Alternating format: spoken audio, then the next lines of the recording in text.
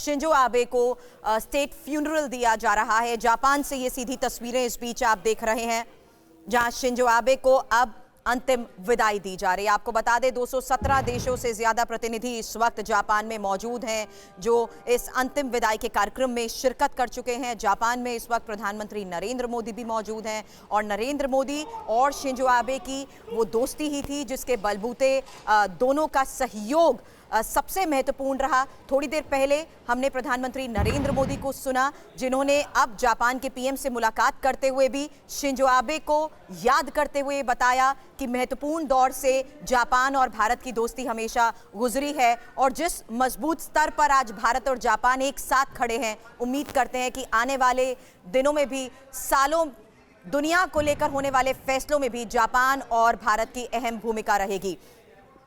ये प्रधानमंत्री नरेंद्र मोदी की तस्वीर आपके सामने, जो उस स्टेट फ्यूनरल के कार्यक्रम में इस बीच नजर आ रहे हैं।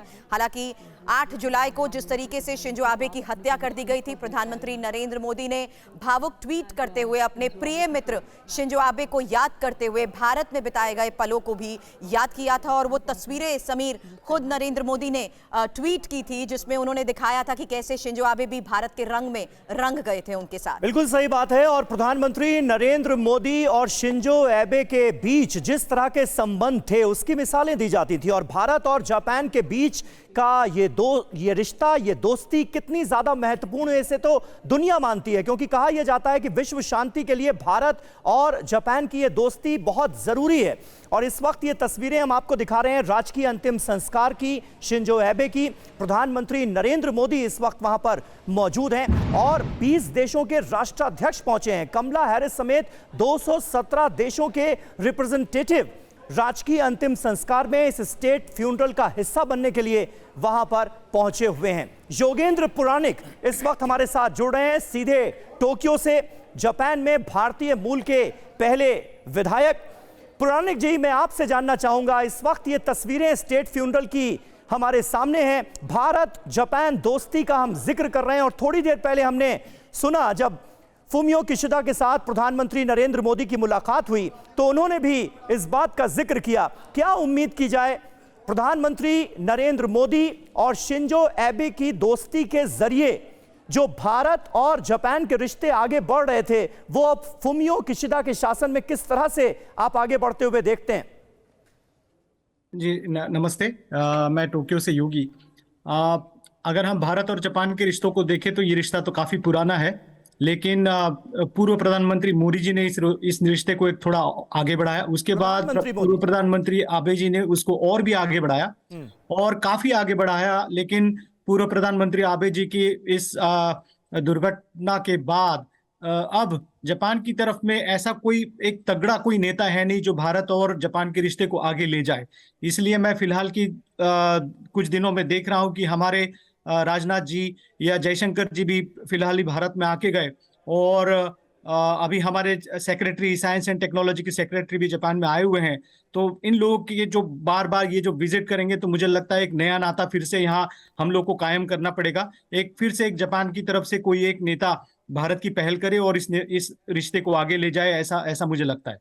अच्छा योगेंद्र जी, ये तो बात हुई भारत जापान के बीच के रिश्तों की, लेकिन इस वक्त जब स्टेट फ्यूनरल की तस्वीरें हमारे सामने हैं और शिंजो आबे की हत्या का वो दिन, 8 जुलाई का वो मंजर, जब वो भयावह तस्वीरें सामने आई, जब एक चुनाव प्रचार के दौरान शिंजो आबे भाषण दे रहे थे और पीछे से एक हत्यारे ने उन पर गोली चला दी और उनकी मौत हो गई, उनका निधन हो गया। क्या कुछ बदला है जापान में इस घटना के बाद? क्योंकि ये हमला उस शख्स पर हुआ जो जापान का सबसे ज्यादा दिनों तक प्रधानमंत्री रहा, बहुत बड़े नेता थे शिंजो आबे जापान के, और उनका ये अंजाम, क्या कुछ बदला है? और क्योंकि सेफ्टी मेजर्स को लेकर बहुत सारे उस वक्त सवाल उठे थे, तब से लेकर अब तक क्या बदलता हुआ देखा है आपने? जी बिल्कुल, जापान में पहली तो अभी काफी इसके बारे में तहकीकात चल रही है। पहले काफी अलग अलग अनुमान लगाए गए कि क्या हुआ होगा, क्यों हुआ होगा, बाहरी लोगों की वजह से कुछ हुआ, आतंकवादियों ने कुछ कराया, तो काफी अनुमान लगाए गए। लेकिन फिर धीरे धीरे जैसे अभी कुछ पहलू खुल रहे हैं, अभी सब कुछ बाहर नहीं आ रहा है, लेकिन किसी थोड़े से मतलब धार्मिक प्रॉब्लम की वजह से एक बंदे ने सनकी होकर उनकी हत्या कर दी, अब थोड़ा सा काफी आगे आ गया है। उसके बाद इस धर्म से संगठित लोगों के बारे में काफी अब जानकारी बाहर आ रही है।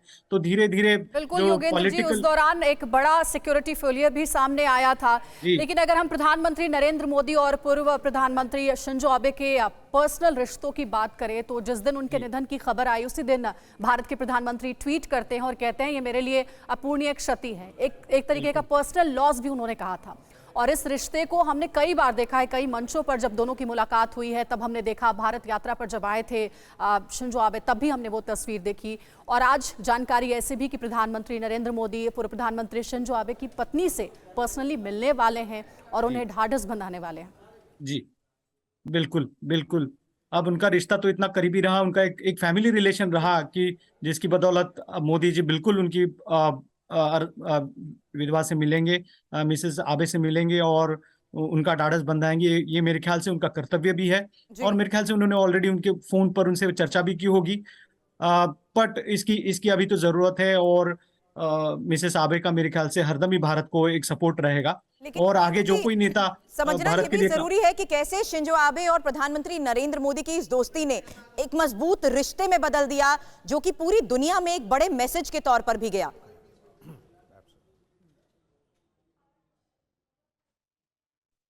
क्वाड को लेकर भी जब जब शिंजो आबे का यहां पर जिक्र होता है, डॉक्टर अंशु, जिक्र किया जाता है कि बड़ी भूमिका शिंजो आबे ने निभाई है। मेरा सवाल, और मैं समझना भी ये जरूर चाहती हूं क्योंकि आज भी हमने पीएम को एड्रेस करते हुए देखा जब उन्होंने किशुदा के सामने ये कहा कि मैं उम्मीद करता हूं कि दुनिया के फैसलों में जापान और भारत की बड़ी भूमिका रहेगी। कैसे शिंजो आबे और नरेंद्र मोदी ने एक साथ इस दोस्ती के जरिए एक बड़ा मजबूत रिश्ता कायम करा, किस आधार पर? सुरभि, जब हम शिंजो आबे की बात करते हैं तो पहले तो मेरी भावपूर्ण श्रद्धांजलि। आज अंतिम संस्कार हो रहा है।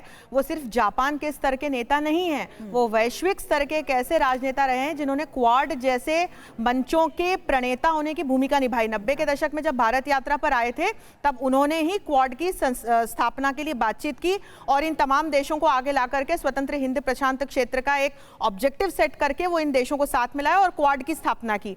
जब हम मोदी जी और आबे की बात करते हैं तो दोनों के स्वभाव में कई समानताएं हम देखते हैं। दोनों ही बहुत मिलनसार लीडर्स हैं, दोनों ही डायनामिक लीडर्स हैं, दोनों ही जो ये इस प्रकार के जो कॉमन गोल्स हैं कि इंडो पैसिफिक ओशन को लेकर के या हिंद महासागर को लेकर के, या जब हम एक कोलैबोरेटिव इकोनॉमिक ग्रोथ की बात करते हैं उसको लेकर के, तो इन्होंने भारत जापान संबंधों का जो एक नया अध्याय शुरू किया वो मोदी जी और शिंजो आबे ने मिलकर के किया। और यहीं से हम देखते हैं एक बूस्ट 2014 के बाद से प्रधानमंत्री ने यात्राएं की जापान की, जापान से हाई लेवल ऑफिशियल विजिट्स हुई भारत की, और ट्रेड के क्षेत्र में, एग्रीकल्चर के क्षेत्र में, साइंस एंड टेक्नोलॉजी के क्षेत्र में, डिफेंस के क्षेत्र में हमने बहुत सारे एमओयूज और साझा कार्यक्रम शुरू किए जो अपने आप में ऐतिहासिक रहे। और जॉइंट मिलिट्री एक्सरसाइजेस भी जापान और भारत पिछले कुछ वर्षों में तगड़े तरह से करते आए हैं। एग्जैक्टली उसी नोट पर सर मैं आगे बात करना चाहती हूँ, और मैंने शुरू में भी ये जिक्र किया, राजनीतिक हो या राजनयिक स्तर पर हो, दोस्ती दोस्ती होती है। और उसी बात का प्रधानमंत्री हर बार शिंजो आबे का नाम लेते हुए जिक्र करते हैं, यहां तक कि उन्हें प्रिय दोस्त कहकर संबोधित करते थे। अब इकोनॉमिक फ्रंट पर भी अगर आप देखें तो कितने मजबूत स्तर पर पहुंच चुके हैं जापान और भारत? बिल्कुल, पहले तो मैं अंशु जी से एग्री करता हूं कि जो उन्होंने बताए हैं, जो चीज़ें बताई हैं वो सारी इसमें इन दोनों की दोस्ती के कारण, इन दोनों के आपसी जोड़ के कारण, इन दोनों के आपसी विचार मिलने के कारण दोनों देशों की प्रगति हुई है। ना सिर्फ दोनों देशों की बल्कि पूरे विश्व में एक नया आयाम क्रिएट हुआ है, जिसके कारण जो पूरा जो चाइना का एक्सपेंशनिस्ट मूव था वो एक स्टेम हो गया, उसको रोकने के लिए मैं इसलिए आज आपके चैनल के थ्रू एक फौजी की हैसियत से उनको शिंजो आबे की आत्मा की शांति के लिए प्रार्थना करता हूँ, उनको एक सल्यूट देना चाहता हूँ कि इन दोनों नेताओं ने मिलकर जो किया है वो पूरे देश में शांति को लाने के लिए किया है। देश की पूरी प्रगति, हमारा जो मेन एम है देश का वसुधैव कुटुंबकम, उसके कारण जो प्रोग्रेस है वो दोनों देश के नेताओं ने समझा और इसको आगे बढ़ाते हुए इकोनॉमिक, ट्रेड, एजुकेशन, हेल्थ सारे सेक्टर्स में एक साथ प्रोग्रेस की। और इसके पूरा ध्यान रखा जो आज इंडिया आज भी फॉलो करता है कि क्वाड में बड़ा क्लियर मैसेज है कि क्वाड में शांति के लिए प्रोग्रेस, रूल बेस्ड गवर्नेंस का रूल है, मिलिट्री का रूल नहीं है। मिलिट्री सिर्फ डिफेंस के लिए, अटैक के लिए नहीं है। ये जो एक स्टैंड है, बड़ा अच्छा स्टैंड लिएगा दोनों देशों के द्वारा, और यही इन दोनों देशों के जो लीडर हैं इनकी आपसी योगेंद्र को मिलाते हैं। योगेंद्र जी, क्या आप जुड़े हुए हमारे साथ? क्या आपको आवाज आ रही है मेरी? जी बिल्कुल बिल्कुल आ रही है। एक प्रश्न आपसे ये था कि शिंजो आबे जब जापान की सत्ता में आए तब जापान में बहुत कुछ बदला, लेकिन जिस तरह से उनकी हत्या हुई उसके बाद से जापान में क्या बड़े बदलाव आप देख रहे हैं, प्रशासनिक तौर पे भी और सामाजिक तौर पे भी? जी, पहले तो मेरा एकदम ये सीधा ख्याल है कि आबे सान के निधन के बाद एक जापान में खालीपन आया और इस खालीपन को अभी काफी एक भरने की कोशिश की जा रही है। अभी किशिदा जी अभी अपने आप से डिसीजन लेने लगे हैं। पहले तो किशिदा जी काफी आबे सान की सुनकर डिसीजन लिया करते थे, अब वो थोड़ा इंडिपेंडेंट डिसीजन लेना शुरू कर रहे हैं। इसी के साथ अभी आप सेफ्टी वगैरह की बात कर रहे थे, वो सेफ्टी भी काफी स्ट्रेंथन की जा रही है और मेरे ख्याल से अब जापान एक अंदर ही अंदर अभी तो पूरी तरह से बाहर नहीं आ रही इंफॉर्मेशन। पिछली बार राजनाथ सिंह जी भी आए तब ज्यादा इंफॉर्मेशन बाहर नहीं आई, बट मेरे ख्याल से अंदर ही अंदर एक अभी नया मॉडल बनाने की कोशिश की जा रही है जहां भारत और जापान फिर से एक नए लेवल पे साथ में काम कर सके। तो काफी विजिट्स होंगी, अभी आप देखिए कि आते जाते काफी विजिट्स होंगी इसी साल के अंदर और फिर से एक नए सिरे से फिर से इस दोस्ती को आगे बढ़ाने की बातें शुरू हो जाएंगी। योगेंद्र सर, इंफॉर्मेशन लेवल पर सिर्फ ये आपसे जानकारी चाहूंगी, क्या इस पूरे मामले की इन्वेस्टिगेशन के तहत भी डिटेल्स लोगों के सामने रखी गई हैं? हत्या किसने की ये सब जानते हैं, लेकिन मंशा कौन इसके पीछे रहा है? और दूसरी सबसे बड़ी बात, वहां की लोकल मीडिया में उनके स्टेट फ्यूनरल को लेकर भी सवाल उठाए गए।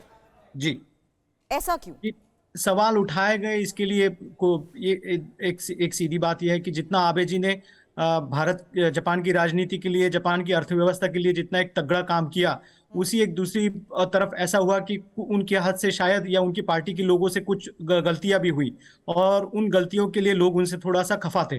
तो उस वजह से उनकी जो गलतियां हुई है, उन गलतियों को नजरअंदाज करते हुए क्या ये राष्ट्रीय स्तर पर उनका ये कार्यक्रम किया जाए या नहीं किया जाए, इस वजह से काफी यहाँ वाद विवाद रहा। तो थोड़ा सा उनके काम पर वो काला पर्दा पड़ा, लेकिन मेरे ख्याल से उनका काम भी इतना बड़ा रहा कि लोग उसके लिए उनको माफ भी कर देंगे और उनका रिस्पेक्ट सदा बनता रहेगा। बिल्कुल, जो लेगेसी थी उसे आगे ले जाना फुमियो किशिदा के लिए कितनी बड़ी चुनौती होगा, ये चतुर्वेदी साहब, ये सवाल भी कहीं ना कहीं जहन में आता है, क्योंकि शिंजो एबे जिस कद के नेता थे, जो उनके काम रहे हैं, क्वाड को लेकर जो उनका योगदान रहा है, कहा यह जाता है कि उन्हीं का कॉन्सेप्ट था और हमने देखा है किस तरह से उसके बाद चीन जैसे मुल्क को, जो लगातार अपनी विस्तारवादी नीतियों को आगे बढ़ा रहा है, उसको कितनी बड़ी चुनौती मिली क्वाड के जरिए। फुमियो किशिदा के लिए उस लेगेसी को आगे बढ़ाना कितना डिफिकल्ट होगा? बहुत महत्वपूर्ण सवाल आपने किया समीर। किशिदा जी के लिए ये बहुत ही डिफिकल्ट होगा to stand up to the stature of Shinzo Abe. वो एक विजनरी नेता थे, दूरदर्शी शक्ति थी उनमें और उन्होंने ही सोचा क्योंकि जापान एक बहुत ही शांतिप्रिय देश है, क्योंकि द्वितीय महायुद्ध में उन्होंने बहुत सफ़र किया और उसके बाद they were not going for military capabilities. He realise कि विश्व में आप आर्थिक शक्ति या अगर मजबूत देश बनना चाहते हैं तो आपको अपने को आपको सुरक्षित करना पड़ेगा और वो अपने बलबूते पे, और इसलिए वो उस दिशा में आगे बढ़ रहे थे। उसके अलावा जो economic power, political leadership, world में उनका सम्मान, इवन सम्मान जापान में भी बहुत है। ये देखिए, एक पूर्व प्रधानमंत्री के लिए ये सम्मान रेयरली मिलता है। ये नॉर्मली राज परिवार और उन लोगों के लिए इस तरह के सम्मान दिए जाते हैं। ये सब चीज़ें दर्शाती हैं कि किस स्टेचर के वो लीडर थे और किशिदा जी को अगर जिस तरह से उनकी नीतियां थी उस पर अगर आगे बढ़ते रहे तो मुझे पूरा विश्वास है कि वो भी बहुत अच्छे नेतृत्व करेंगे जापान का और अच्छे नेता बनेंगे। बिल्कुल, इन तस्वीरों के जरिए हमें समझ में आ रहा है कि आखिर शिंजो आबे व्यक्तित्व के भी धनी थे, तभी आज कई देशों के राष्ट्राध्यक्ष शामिल होने आए हैं स्टेट फ्यूनरल के इस पूरे प्रोग्राम में। अंशु जोशी जी, आज एक बहुत महत्वपूर्ण बातचीत, द्विपक्षीय बातचीत भी होनी है जापान के पीएम फुमियो किशिदा और भारत के प्रधानमंत्री नरेंद्र मोदी के बीच। जापान और भारत के रिश्तों को और मजबूत करने में या फिर कहें कुछ अहम समझौतों के लिहाज से भी ये बायलैटरल टॉक कितनी महत्वपूर्ण है? अंजलि, बहुत महत्वपूर्ण है। हम यदि इसके पहले का परिदृश्य देखें तो इसके पहले हाल ही में UNGA की बहुत ही महत्वपूर्ण सालाना बैठक संपन्न हुई है न्यूयॉर्क और वॉशिंगटन में। वहाँ पर बायलैटरल टॉक्स अभी भी चल रही हैं। उसके पहले हम देखें तो SCO समिट हुआ है। तो चाहे हम आपसी प्रगति की दृष्टि से देखें बायलैटरल लेवल पे या हम मल्टीलैटरल लेवल पर, जो कोविड-19 और रशिया यूक्रेन युद्ध की दृष्टि से जो ऑब्जेक्टिव्स आज की तारीख में सेट किए गए हैं और जिन चैलेंजेस को पूरा विश्व फेस कर रहा है, उसकी दृष्टि से देखें या चीन की दृष्टि से देखें, तो मोदी जी और किशिदा के बीच में जो ये आज बातचीत होने वाली है ये बहुत महत्वपूर्ण होगी, क्योंकि सैन्य स्तर पर, व्यापार के स्तर पर, हेल्थ केयर डोमेन में ये किस प्रकार के साझा समझौतों की और आगे बढ़ने की आज बात होती है। यहां से दोनों देशों के बीच रिश्तों को नई दिशा मिलना तय है, ये हम मान के चलें।